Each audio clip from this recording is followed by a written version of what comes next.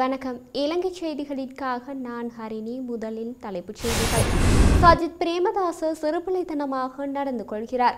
அனுரகுமார திசாநாயக்க குற்றச்சாட்டு. இந்திய தேர்தலின் பின்னர் ஜனாதிபதி ரணில் விக்ரமசிங்க வெளியிடவுள்ள முக்கிய அறிவிப்பு. இந்திய தேர்தலில் எதிர்பாராத திருப்பம், இலங்கையின் கதி. இனி விரிவான செய்திகள்.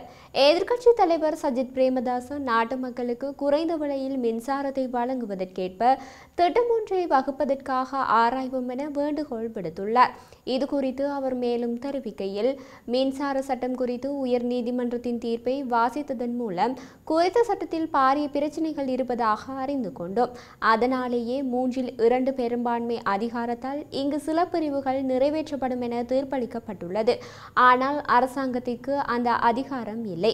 எனவே அதனை வியாழக்கிழமை அவசரமாக கொண்டு வராமல் அதில் இருக்கும் குறைகளையும் உயர் நீதிமன்றத்தின் ஆலோசனைகளையும் ஆராய்ந்து பகுப்பாய்வு செய்து எதிர்காலத்தில் அது தொடர்பில் சரியான தீர்ப்பை எடுப்போம்.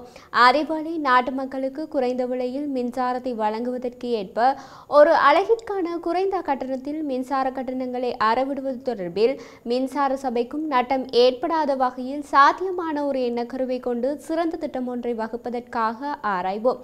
எனவே மின்சார சட்டத்தில் உள்ள குறைகளை தீர்த்து இந்த விடயங்களை முன்கொண்டு செல்வோம் என சஜித் பிரேமதாச தெரிவித்துள்ளார்.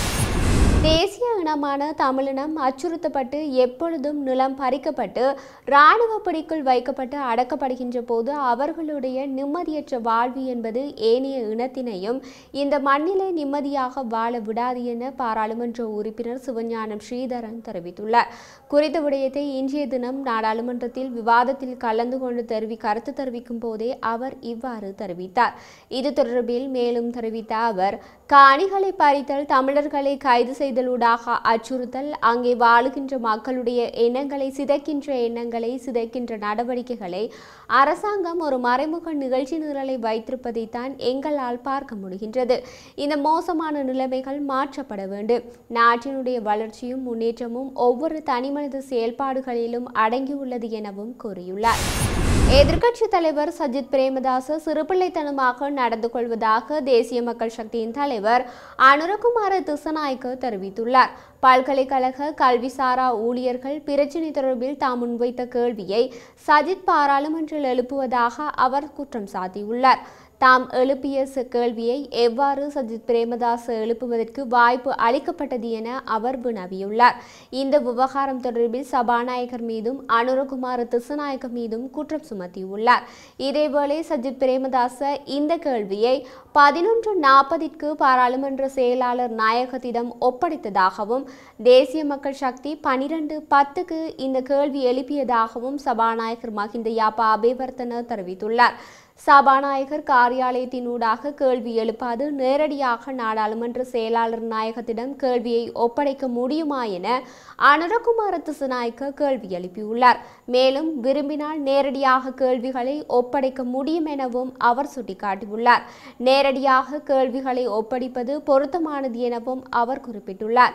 ஏனெனில் எதிர்க்கட்சி தலைவர் காரியாலயத்தினூடாக கேள்வி எழுப்பும் போது அங்கு சிறுபிள்ளை விளையாட்டுகள் இடம்பெறுவதாக அனுரகுமார தெரிவித்துள்ளார். இந்திய மக்களவை தேர்தலின் முடிவுகள் வெளியான பின்னர் ஜனாதிபதி ரணில் விக்ரமசிங்க முக்கிய அறிவிப்பொன்றை வெளியிட உள்ளதாக தகவல் வெளியாகியுள்ளது. இந்திய தேர்தலின் வாக்கெண்ணும் நடவடிக்கைகள் நிறைவடையும் நிலையில் யார் வெற்றி பெற்றுள்ளனர், எந்த கூட்டணி ஆட்சி அமைக்கப் போகிறது என்பது தொடர்பிலான விவரங்கள் சில மணி நேரங்களில் வெளியாகும் என இந்திய ஊடகங்கள் தகவல் வெளியிட்டுள்ளன. அதனைத் தொடர்ந்து ஜனாதிபதி ரணில் முக்கிய அறிவிப்பொன்றை வெளியிட உள்ளதாக கூறப்படுகின்றது. மேலும் இலங்கை ஜனாதிபதி தேர்தல் தொடர்பிலேயே ஜனாதிபதி ரணில் விக்ரமசிங்க முக்கிய அறிவிப்பொன்றை வெளியிடுவார் என தகவல் அறிந்த வட்டாரங்கள் கூறுகின்றன. குறித்த அறிவிப்பு பெரும்பாலும் இன்று வெளியாகும் என எதிர்பார்க்கப்படும் நிலையில் பெரும்பாலும் பொது வேட்பாளராகவே களமிறங்குவார் என்றும் நெருங்கிய வட்டாரங்கள் தெரிவிக்கின்றன. இதேவேளை புதிய பிரதமருக்கு வாழ்த்து கூற ஜனாதிபதி ரணில் விக்ரமசிங்க எதிர்வரும் 9ஆம் திகதி இந்தியா செல்ல உள்ளமை குறிப்பிடத்தக்கது.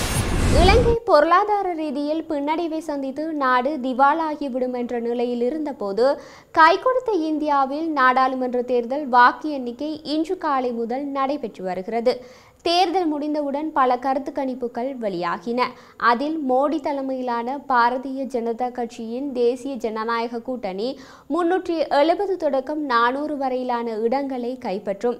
தனி பெரும்பான்மையாக பாரதிய ஜனதா கட்சி 300 இடங்களை சுலபமாக கைப்பற்றும்.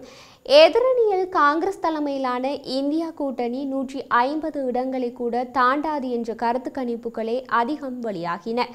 இந்த கணிப்புகளை வாக்கு எண்ணிக்கை முடிவுகள் பொய்யாக்கி வருகின்றன. இதுவரையிலான நிலவரப்படி தேசிய ஜனநாயக கூட்டணி 294 இடங்களில் மட்டுமே முன்னிலை வகிக்கின்றது. அதிலும் பாஜக தனிப்பெரும்பான்மைக்கான இடங்களை கூட தொடாமல் 240 இடங்களில் மட்டுமே முன்னிலை வகிக்கிறது. அதே சமயம் காங்கிரஸ் தலைமையிலான இந்தியா கூட்டணி 232 இடங்களில் முன்னிலையில் இருக்கிறது. அதில் காங்கிரஸ் மட்டும் 99 இடங்களில் முன்னிலையில் இருக்கிறது. அந்த கூட்டணியில் தமிழகத்தில் உள்ள திமுக கூட்டணி போட்டியிட அனைத்து 40 தொகுதிகளிலும் முன்னணியில் உள்ளது அல்லது வெற்றி பெற்றுள்ளது. இந்தியாவின் உத்தரப்பிரதேசத்தில் காங்கிரசின் இந்தியா கூட்டணி பாஜக கூட்டணியை பின்னுக்கு தள்ளி 43 இடங்களில் முன்னிலையில் இருக்கிறது. இத்தகைய சூழலில் காங்கிரஸ் கமிட்டி தலைவர் மல்லிகார்ஜுன கார்கே, முன்னாள் தலைவர் சோனியா காந்தி, ராகுல் காந்தி ஆகியோர் டெல்லியில் செய்தியாளர்களை சந்தித்தனர். அப்போது பேசிய மல்லிகார்ஜுன் கார்கே, இது மக்களின் தீர்ப்பு, ஜனநாயகத்துக்கான வெற்றி மற்றும் மோடியின் அரசியல் தோல்வி. இன்னும் நாங்கள் எங்கள் கூட்டணி கட்சிகளிடம் எதுவும் பேசவில்லை. அதேபோல் பாஜகவிடம் கூட்டணி வைப்பவர்களுடனும் நாங்கள் பேச்சுவார்த்தை நடத்தி பெரும்பான்மையை எப்படி உருவாக்குவது என்று பார்ப்போம். மேலும் நாங்கள் வைத்திருக்கும் எல்லா உத்திகளையும் இங்கே சொல்லிவிட்டால் மோடி அதை குழப்பி விடுவார் என்று கூறினார். அவரை தொடர்ந்து பேசிய ராகுல் காந்தி, இந்த தேர்தலில் நாங்கள் பாஜகவுக்கு எதிராக மட்டுமல்ல, உளவுத்துறை, அமலாக்கத்துறை உள்ளிட்ட அரசு அமைப்புகளுக்கு எதிராகவும் போட்டியிட்டோம். ஏனெனில் இவை அனைத்தையும் மோடி மற்றும் அமித்ஷா கைப்பற்றியிருந்தனர். கூட்டணி கட்சிகளுடனான நாளை ஆலோசனை நடத்துவோம். கூட்டணி கட்சிகளிடம் கேட்காமல் எந்த அறிக்கையையும் வெளியிட மாட்டோம் என்றார். அதிலிருந்து பாஜக கூட்டணியிலிருந்து சில கட்சிகளை தமது பக்கம் இழுத்து ஆட்சி அமைக்க காங்கிரஸ் கட்சி முயற்சிக்க போகிறது என்று தெரிகிறது. யார் ஆட்சி அமைக்க போகிறார்கள்? இந்தியாவில் ஒருவேளை ஆட்சி மாறினால் அதனால் இலங்கைக்கு என்ன நடக்கும் என்பதை பொறுத்திருந்து பார்க்கலாம்.